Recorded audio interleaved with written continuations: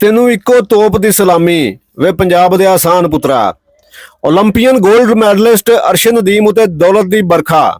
ਪਾਕਿਸਤਾਨ ਨੂੰ 40 ਵਰ੍ਹਿਆਂ ਪਿਛੂ ਸੋਨੇ ਦਾ ਤਕਮਾ ਜਿੱਤ ਕੇ ਦੇਣ ਅਤੇ ਓਲੰਪਿਕ ਦੇ ਇਤਿਹਾਸ ਵਿੱਚ ਆਪਣਾ ਨਾਮ ਉਤਲੇ ਪੱਧਰ ਉਤੇ ਦਰਜ ਕਰਾਉਣ ਤੇ ਅਰਸ਼ਦ ਨਦੀਮ ਉਤੇ ਦੌਲਤ ਦੀ ਬਰਖਾ ਹੋਣ ਲੱਗ ਪਈ। ਪਾਕਿਸਤਾਨ ਦੇ ਗੁਲੂਕਾਰ ਅਲੀ ਜ਼ਫਰ ਨੇ ਜਿੱਥੇ 10 ਲੱਖ ਰੁਪਏ ਦੇਣ ਦਾ ਐਲਾਨ ਕੀਤਾ ਹੈ, ਉੱਥੇ ਹੀ ਵਫਾਕੀ ਸਰਕਾਰ ਤੇ ਸੂਬਾਈ ਸਰਕਾਰਾਂ ਨੇ ਵੀ ਕਰੋੜਾਂ ਰੁਪਏ ਇਨਾਮ ਅਰਸ਼ਦ ਨਦੀਮ ਨੂੰ ਦੇਣ ਦਾ ਐਲਾਨ ਕਰ ਦਿੱਤਾ ਹੈ। ਸਿੰਧ ਸਰਕਾਰ ਨੇ ਅਰਸ਼ਦ ਨਦੀਮ ਨੂੰ 5 ਕਰੋੜ ਰੁਪਏ ਅਤੇ ਸਿੰਧ ਦੇ ਗਵਰਨਰ ਕਾਮਰਾਨ ਟੈਸੋਰੀ ਨੇ ਪੰਜਾਬ ਦੇ ਪੁੱਤ ਨੂੰ 20 ਲੱਖ ਰੁਪਏ ਇਨਾਮ ਦੇ ਤੌਰ ਤੇ ਦੇਣ ਦਾ ਐਲਾਨ ਕਰ ਦਿੱਤਾ ਹੈ।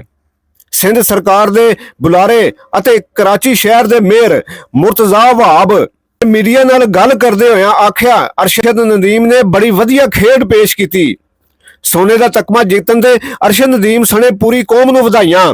ਵਰਲਡ ਐਥਲੈਟਿਕਸ ਫੈਡਰੇਸ਼ਨ ਵੱਲੋਂ ਪਾਕਿਸਤਾਨ ਦੇ ਅਰਸ਼ਦ ਨਦੀਮ ਨੂੰ 1 ਕਰੋੜ 40 ਲੱਖ ਪਾਕਿਸਤਾਨੀ ਰੁਪਏ ਇਨਾਮ ਦੇ ਤੌਰ ਤੇ ਵੀ ਲੱਭਣ ਦੇ।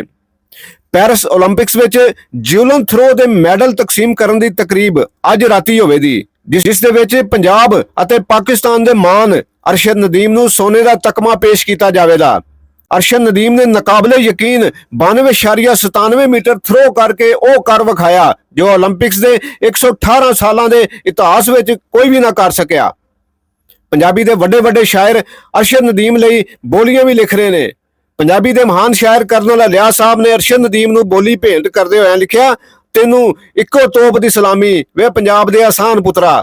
ਪੰਜਾਬੀ ਜ਼ੁਬਾਨ ਦੇ ਉੱਘੇ ਸ਼ਾਇਰ ਅਲੀ ਅਹਿਮਦ ਗੁਜਰਾਤੀ ਲਿਖਦੇ ਨੇ, ਹੈ ਜੰਮਿਆ ਕੁੱਖ ਪੰਜਾਬ ਦਾ ਇਹ ਗੱਭਰੂ ਸ਼ੇਰ ਜਵਾਨ, ਇਸ ਜੱਗ ਵਿੱਚ ਧਰਤੀ ਮਾਂ ਦੀ ਉੱਚੀ ਕੀਤੀ ਸ਼ਾਨ। ਇਹ ਨੇਜ਼ਾ ਸੁੱਟ ਕੇ ਦੂਰ ਦਾ ਹੈ ਬਣਿਆ ਜੱਗ ਸੁਲਤਾਨ, ਇਹਨੂੰ ਸ਼ਾਵਾ ਸ਼ਾਵਾ ਆਖਦਾ ਅੱਜ ਦੇਖੋ ਕੁੱਲ ਜਹਾਨ।